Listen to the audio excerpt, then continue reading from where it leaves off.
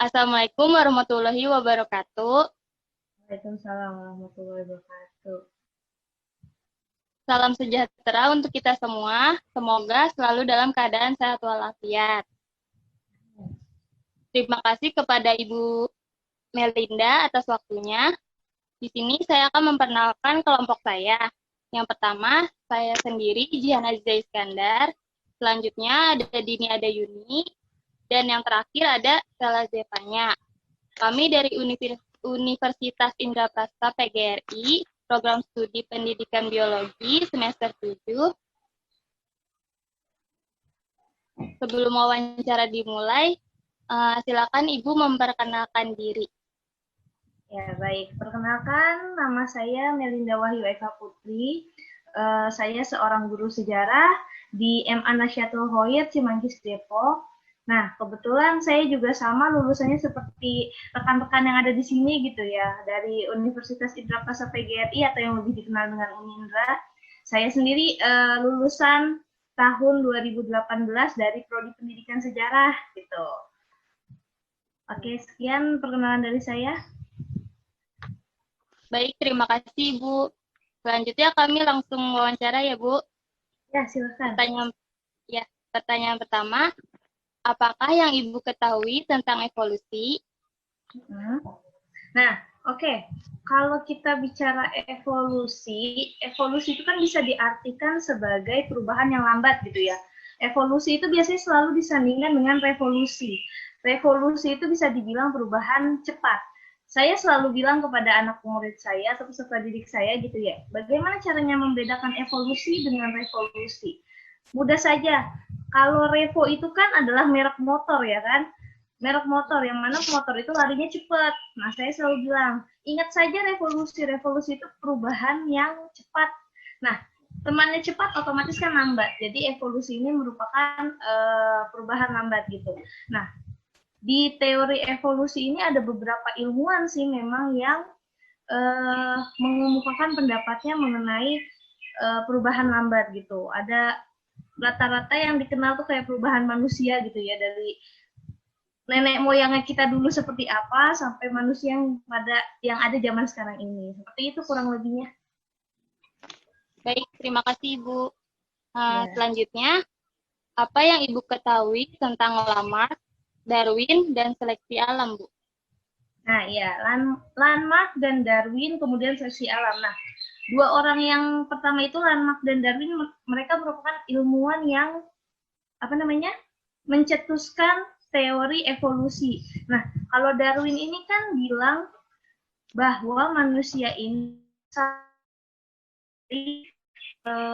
manusia kera gitu ya, yang nah kemudian kalau Lamarck ini teorinya kepada dia ngambil satu teori hewan yaitu jerapah, yang mana jerapah itu kan beradaptasi dengan alamnya. Mereka kan makan dedaunan ya, lehernya panjang. Kenapa lehernya mereka bisa panjang, kata si Lamarck ini? Karena mereka beradaptasi dengan lingkungannya. Jadi kalau Darwin itu sangat banyak umum dikenal sama semua orang gitu ya. Teori Darwin itu sangat umum lah, orang-orang pada tahu, yang bilang bahwa mana manusia itu berasal dari kera, seperti itu. Nah, kemudian kalau yang terakhir tadi seleksi alam ya? Ya. Ya. Nah, kalau seleksi alam ini, kalau kita dengar kata seleksi alam, di teori evolusi Charles Darwin pun, beliau juga mengatakan manusia ini mengalami fase di mana mereka juga mengalami yang namanya seleksi alam. Contohnya gini, kalian kuliah punya teman awalnya semester 1 banyak, lama-kelamaan teman kalian menghilang. Iya benar nggak? Nah, itu bisa dinamakan seleksi alam juga. Kenapa? Karena siapa yang kuat, dia yang bertahan. Siapa yang tidak kuat, dia akan menghilang gitu. Nah, sama halnya sama manusia purba zaman dulu. Menurut Darwin, zaman dulu itu kan manusia belum, otaknya cc-nya belum besar ya, sekitar 600 cc. Nah, jadi mereka belum tahu gimana caranya bertahan hidup, kemudian belum tahu gimana caranya cari makanan, bertani, atau lain sebagainya. Mereka menemukan api aja itu kayak aneh. Nah, sebelum mereka bisa berburu, kemudian menemukan api dan senjata, saya pernah nonton film gitu ya, tentang perubahan evolusi manusia juga. Si manusia purba ini ada rasa kanibalisme gitu.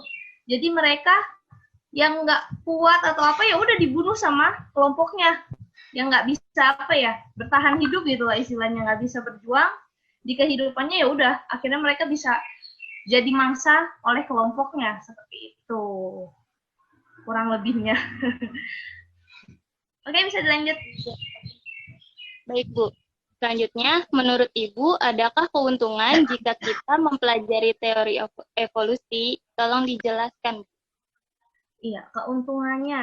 Eh, Tentu saja kalau kita mempelajari suatu teori gitu ya, kita pasti akan mendapatkan apa sih asal usulnya, bagaimana sih asal muasalnya. Nah, kita kalau belajar teori evolusi ini kita jadi tahu apa maksudnya si Charles Darwin ini mengeluarkan teori evolusi yang dia bilang manusia itu dari kera, karena pastinya dia sudah melakukan yang namanya riset, penelitian dan lain sebagainya gitu, nggak asal ngomong kan. Keuntungannya yang pertama kita jadi tahu asal muasal kita dari mana. Kemudian kita juga nggak apa ya,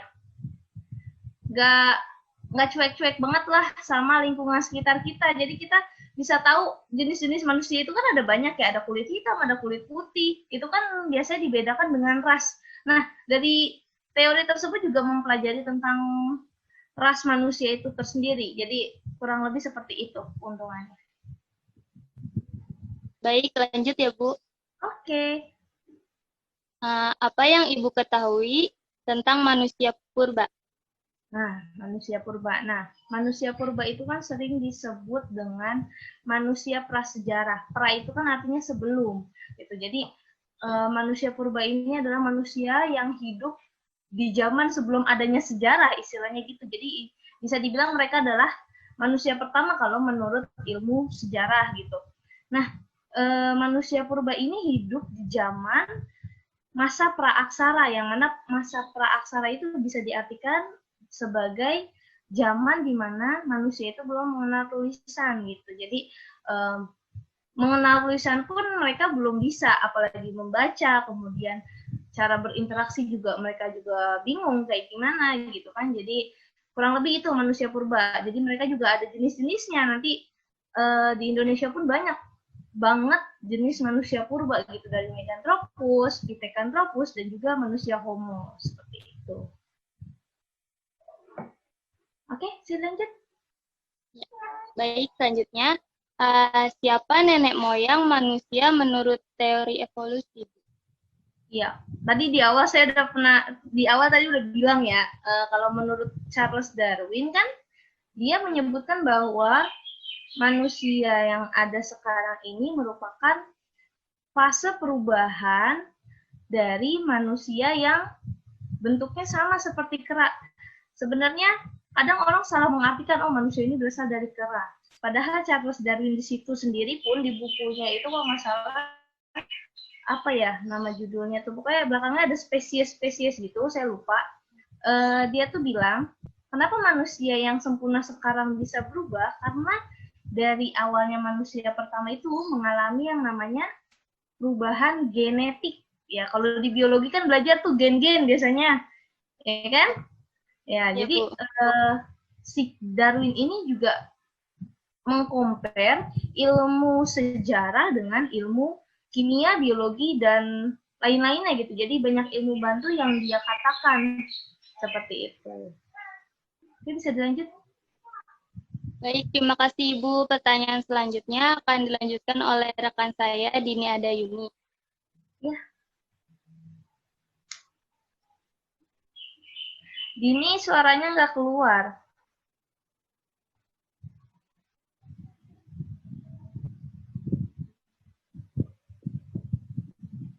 Udah tuh kayaknya.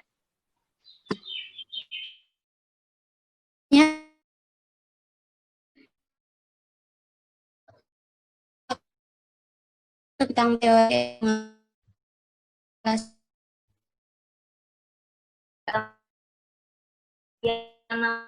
Ibu ilmunya kayak apapun juga, pasti kalau kita ya orang akademisi gitu, kalian juga kan orang pendidikan gitu ya, nanti calon guru juga, gak mungkin kan kalian bisa menolak yang namanya teori atau ilmu yang diciptakan sama ilmuwan gitu. Pasti mau nggak mau kalian pelajari gitu. Masalah percaya atau enggak, sebenarnya percaya dalam kita percaya gitu. Tapi kalau di diri saya sendiri, saya kan orang muslim gitu ya. Kalau orang muslim kan bilang kalau nenek moyang kita itu adalah Nabi Adam dan Hawa. Nah, kemudian di agama lain pun ada yang bilang, kan nggak mungkin. Kalian pasti nggak mau dong dibilang nenek moyang kita ini kerak atau bagaimana gitu. Tapi kalau menurut ilmuwan seperti itu gitu. Kita secara apa ya, nggak usah munafik gitu loh. Pasti nolak lah dibilang nenek moyangnya kerak tuh nggak mau, ya kan? Kayak kurang lebih ya percaya kalau ilmu tuh kita pelajarin aja gitu lah. Oke, bisa dilanjut. Selanjutnya, apa yang kakak ketahui tentang adaptasi dan mutasi? Iya, adaptasi dan mutasi. Tadi yang pas saya jelasin tentang jerapah, saya udah nyebut adaptasi juga ya. Nah, kalau adaptasi itu biasanya gini, si individu atau makhluk hidup ini menyesuaikan diri dengan lingkungannya. Seperti katak. Katak dia adalah makhluk yang apa ya, amfibi ya, hidup di dua alam gitu kan. Dia juga menyesuaikan ketika suhunya dia panas, otomatis dia kan masuk ke air. Ketika suhunya dia dingin, dia naik ke daratan. Nah, itu kalau diartikan secara definisinya gimana ya? Pokoknya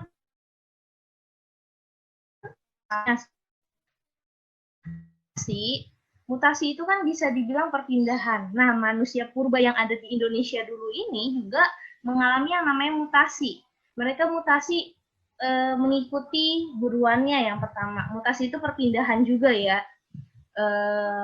Mengikuti buruannya. Kemudian juga mereka pindah karena di benua Australia itu pada berjuta tahun sebelumnya mengalami yang namanya es meleleh, kemudian banyaknya bencana alam, gempa, yang pada akhirnya kan mereka otomatis kalau manusia, kalian ada gempa juga, manusia purba pada masanya seperti itu. Oke, saya dilanjut. Baik, ada pertanyaan yang sama. Menurut agama kakak, apakah mendukung teori evolusi dan berikan alasannya? Iya, kalau mendukung gimana ya, masih sama sih kayak tadi. Kalau untuk ilmuwan ya kita mau nggak mau harus menyampaikan teori tersebut kepada peserta didik gitu ya. Kita nggak bisa ngarang teori sendiri gitu. Kalau di dunia pendidikan kan kita sudah diatur dengan kurikulum. Kurikulum itu kan sudah keluar dengan sedemikian rupa. Nah, guru tersebut harus menyampaikan apa yang sudah distandarisasi oleh pemerintah. Boleh ditambahin boleh, dikurangin nggak boleh gitu, kok harus memenuhi standar jadi harus apa ya tadi gimana soalnya agama kakak? Enggak, yang sebelumnya yang ini percaya. Oh iya, masalah tentang percaya atau enggak ya. Kalau percaya ya mau nggak mau kita harus nyampein gitu ke peserta didik. Jadi ya kita sebagai seorang yang berpendidikan ya nggak boleh menolak itu. Jadi bukan percaya 100%, tapi ya cukup dipelajari gitu. Kita juga boleh gitu kan mengenal agama, biar tahu oh agama ini tuh seperti ini gitu. Tetapi kita juga nggak diwajibkan agama tersebut karena agama itu adalah pilihan seseorang masing-masing, kepercayaan namanya juga agama, pilihan kepercayaan orang gitu. Kalau nggak percaya pilih gitu kan,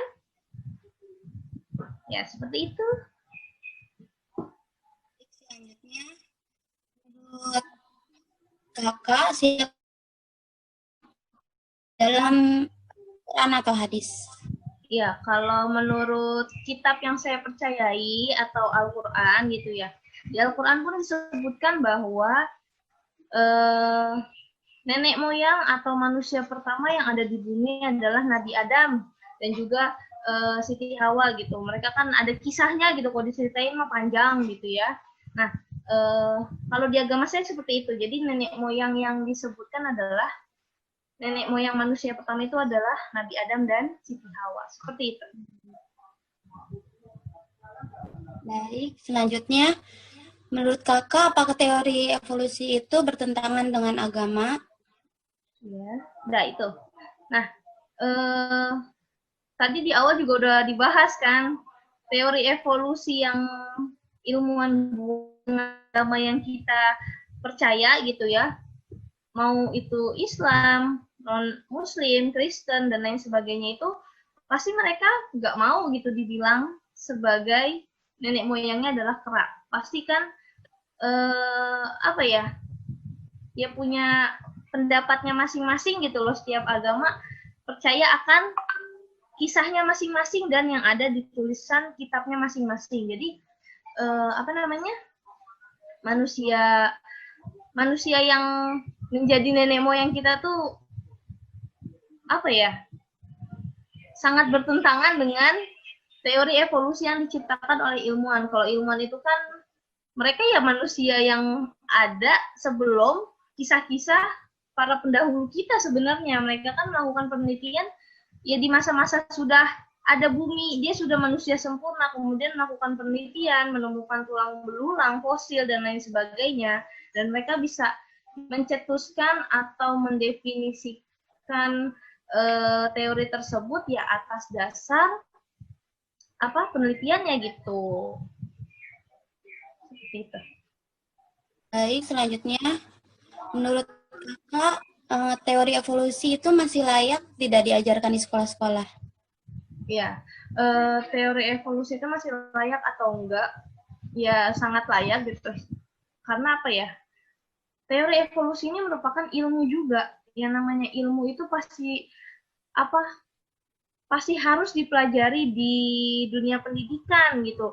Kalian juga kalau ketemu matematika gitu ya, nggak suka aljabar kan nggak mungkin gurunya nggak suka, saya nggak suka aljabar nih, nggak usah diajarin lah ke murid saya, nggak bisa begitu gitu. Seperti yang tadi udah dibilang, kurikulum sudah ditentukan oleh pemerintah, standarnya ada, dan evolusi itu ada di kurikulum mata pelajaran sejarah. Bahkan di biologi, kalian juga ada gitu ya evolusi.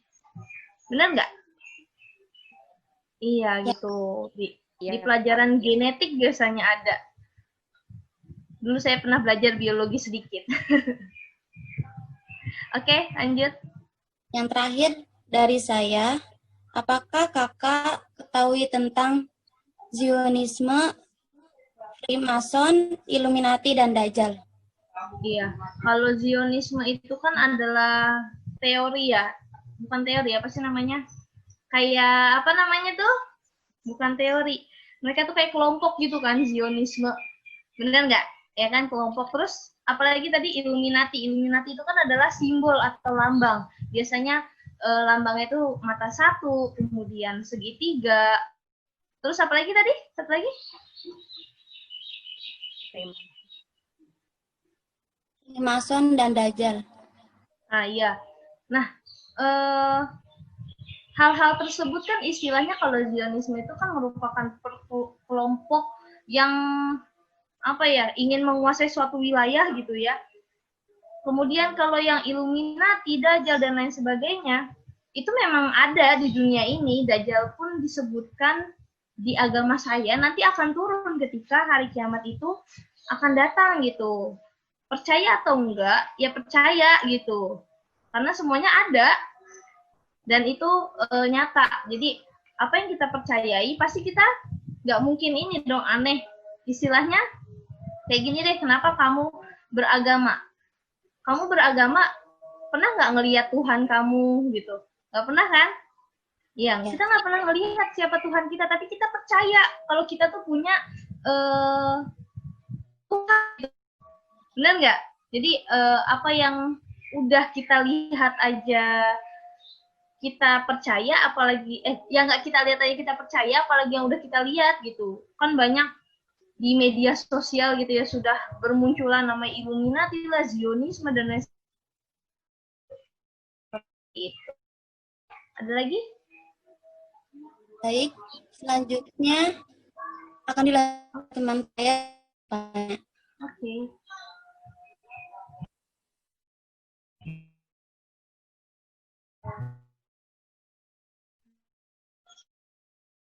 Teori evolusi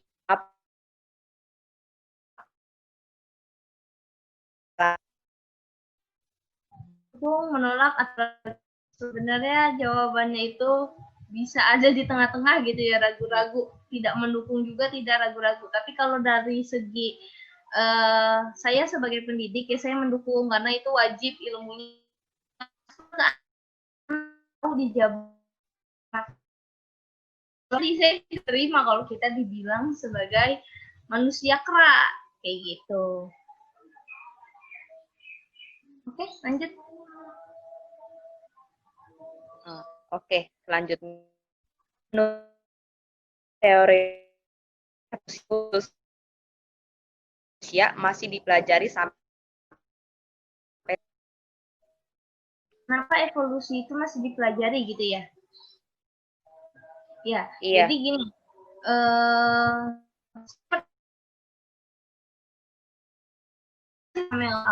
itu masih dipelajari, penting supaya anak didik ini tahu sifat moyang mereka, dan selain itu juga mereka bisa tahu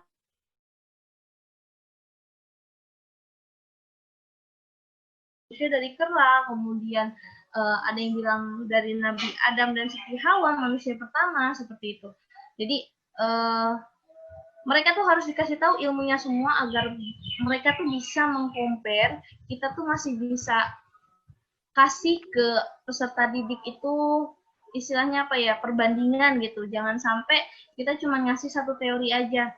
Kalau dulu di sejarah gitu ya, kita kalau mau mencari yang namanya sumber tulisan atau apa, tidak bisa cuma satu sumber aja, tapi kita harus cari perbandingan. Terkadang buku 1 dengan buku 2 itu pasti berbeda isinya dan pendapatnya. Jadi kita harus mengcompare antara buku-buku tersebut, seperti itu. Lanjut. Oke, pertanyaan selanjutnya. Apakah boleh jika suatu ilmu atau teori kepada orang lain atau peserta didik tetapi bertentangan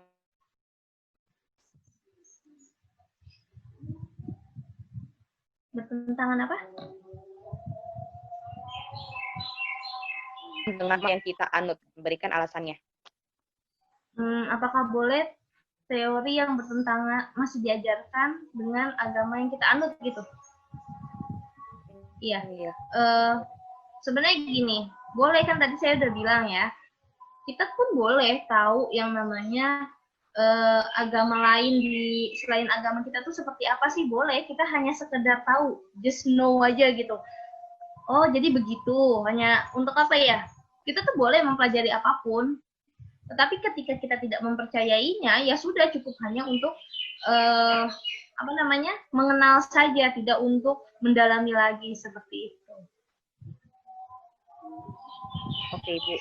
Pertanyaan terakhir, bagaimana cara Ibu menjelaskan teori evolusi, khususnya evolusi pada manusia, ke peserta didik? Nah, ini sering banget peserta didik saya tuh sering nanya, emang benar apa Bu manusia itu dari kera gitu ya? Sebenarnya, tapi bagaimana kita tuh bisa membandingkan antara teori tersebut dengan teori lainnya? Kita menjelaskan saja, oh ini tuh teori evolusi yang diciptakan oleh Charles Darwin, ya memang karena dia berdasarkan dengan penelitiannya, dia sudah melakukan suatu penelitian, makanya dia bisa bisa berbicara seperti itu gitu ya. Nah, kalau kita kan juga ada orang manusia sebelum kita tuh ada kan, kalian pasti percaya dong sebelum kita tuh pasti ada, sebelum manusia yang sempurna ini gitu. Karena bumi ini kalau di dalam ilmu geografi sendiri pun gitu ya, dulu bumi kan istilahnya kalau sekarang belum berbentuk peta gitu, mereka masih bersatu, belum pecah belah. Jadi dunia sebelum kita tuh pasti ada. Nah, jadi selalu menjelaskan kepada anak murid bahwa ini hanya kalian pelajari saja, tapi kalian mau percaya atau enggak itu terserah kalian, saya begitu. Jadi mereka, oh, jadi Ibu bilang manusia itu bukan dari kera, Bu. Ya, saya tidak menyatakan seperti itu, tapi bagaimana mereka berdiri. Oke. Sudah cukup. Terima kasih banyak Ibu atas waktunya. Maaf kalau pertanyaannya menyinggung atau menyakiti hati Ibu. Enggak, memang teori evolusi ini emang nggak nyinggung sih, emang dia tuh memang sangat compare dengan agama. Semua agama tuh pasti punya teorinya juga tentang teori evolusi ini gitu. Itu yang biasa. Soalnya apa ya? Banyak beberapa materi atau ilmu pengetahuan tuh pasti yang kontroversial gitu. Jadi bagaimana kita seorang pendidik tuh bisa netral seperti itu, oke?